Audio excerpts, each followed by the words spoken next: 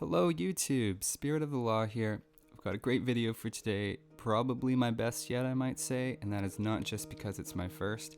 Today we're going to be looking at Age of Empires 2 HD, and I'm going to be talking about one of my favorite civs, the Japanese.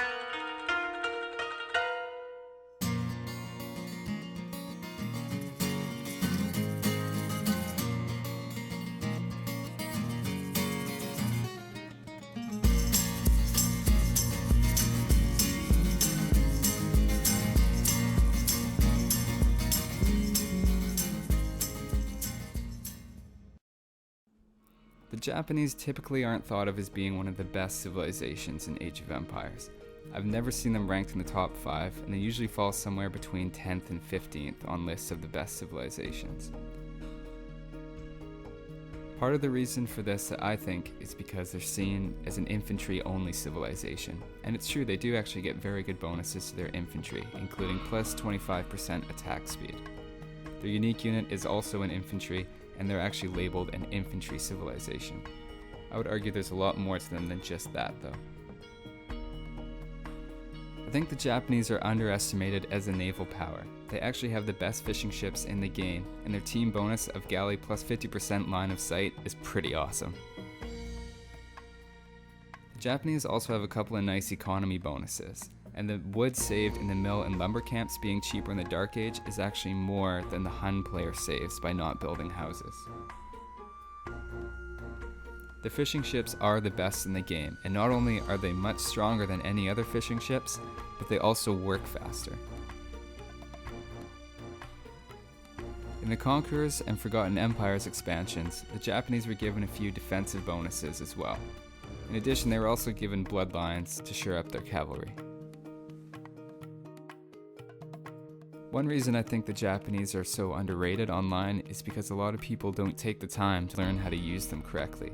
You can't use the samurai in mass and throw it at the enemy. Just about every civilization has a great counter for it, and certainly if they team up, your samurai are dead meat. The Japanese unique unit itself is actually not a particularly strong unit, and its bonus against other unique units is pretty situational. Most top-tier civilizations will be able to fight off the samurai if it's used in mass on its own. The Japanese also lack the real post-imperial punch that some civilizations like the Huns have. The paladin and heavy cavalry archer combination, for example, really leaves a lasting impression of the Huns in people that play against them. The Japanese just don't have the power of these other civilizations, but it doesn't mean that they're not good. I'm not saying it's perfect, but my post-imperial Japanese army will typically consist of trebuchets, halbs, skirmishers, cavalry archers, and onagers in some combination depending on what's being used against me. The samurai I may or may not even use. The real strength of the Japanese isn't in one particular unit or even a 2-unit combination. It's the fact they're a master civilization for balance and flexibility with plenty of surprises. This video will go through some common unit types and show that the Japanese are surprisingly good at countering nearly everything. Let's start with the archers. Typically, if someone's going to use archers against you, you're going to counter with skirmishers. Another good counter is to use cavalry, and sometimes you'll see siege. Japanese get fully upgraded elite skirmishers, some decent light cavalry, and some decent siege units until the post-imperial stage. By the post-imperial, some weaknesses start to show, and they don't get the siege onagers, the siege rams, or the hussars. Overall, I'd give them a 7 out of 10 for countering archers, because they do have the basics, but they don't really excel against archers. The main thing you're going to go to though is the elite skirmishers, and you do get the fully upgraded ones with the Japanese. In most games you won't really need more than that.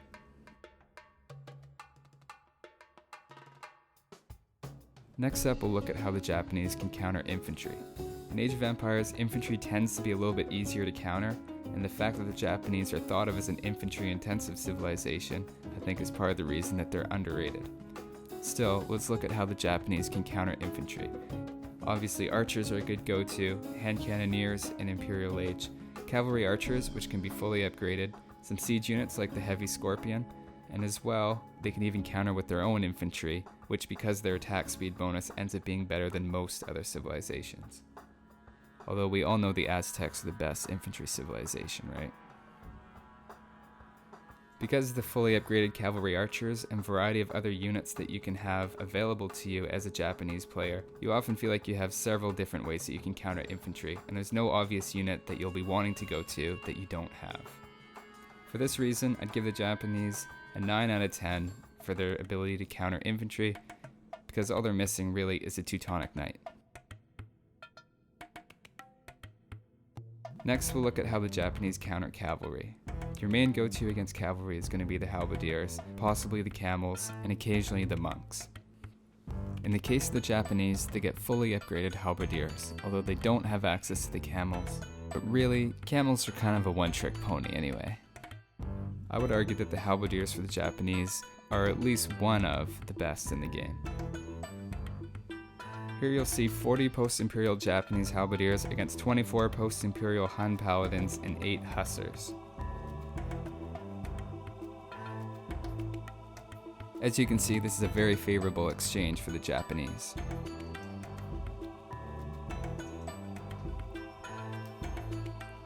Obviously, Aztecs are the best infantry civilization, and their halberdiers are going to do even better against the paladins, and they're going to just wipe them up. What? Well, it looks like the Japanese halberdier is actually better than the imaginary OP Aztec halberdier that doesn't even exist, because Aztecs only get pikemen. It turns out the Japanese plus 25% attack bonus is better than the Aztec Garland Wars on pikes. Now let's take a look at the Japanese Navy. We already know they have the best fishing ships in the game, but it turns out they have a very strong navy militarily as well. They do have available to them galleons, fast fire ships, elite cannon galleons, in addition to obviously the best fishing ships and plus 50% galley line of sight. Despite this, they're obviously inferior to the Vikings when on the water. We'll give them a 7 out of 10. Now let's look at the Japanese ability to counter siege. Generally when you're fighting siege, you're going to go for cavalry. And at first glance, it does look like the Japanese have a weak cavalry and should be bad at combating siege. The thing about combating siege with cavalry though, is that it's pretty easy to defend siege with pikes or halberdiers. In actual practice, cavalry doesn't end up being particularly effective, and especially paladins ends up not being a good exchange of gold for you. As with most civilizations, the key to countering siege as a Japanese is to just have a good mix of units and a strong unit composition. The Japanese trebuchet actually ends up being a very good supporting unit in your own battle with siege. I use it quite often.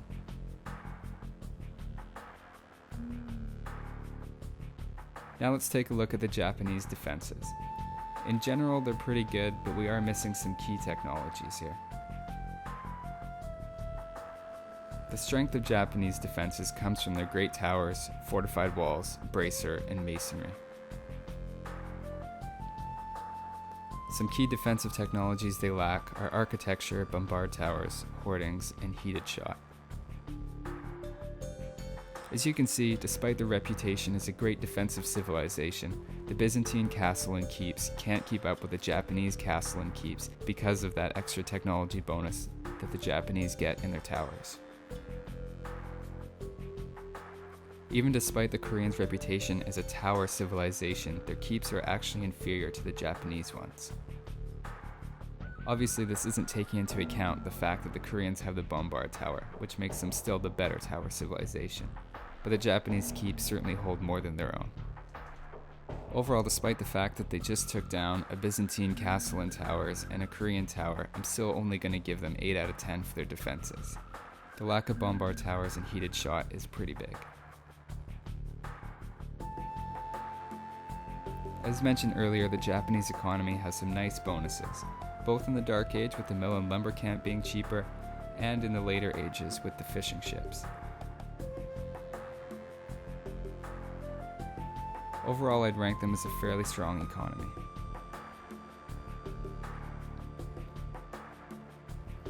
Thanks for watching. Hopefully I've convinced you that the Japanese are a great civilization. They're one of my favorites, and I usually play as them for any map type. If they're not one of the best, I would definitely say that they're one of the most underrated. Speaking of rating, please rate and subscribe to my channel. This is my first video, and if there's some interest, I'll definitely make more. Till next time.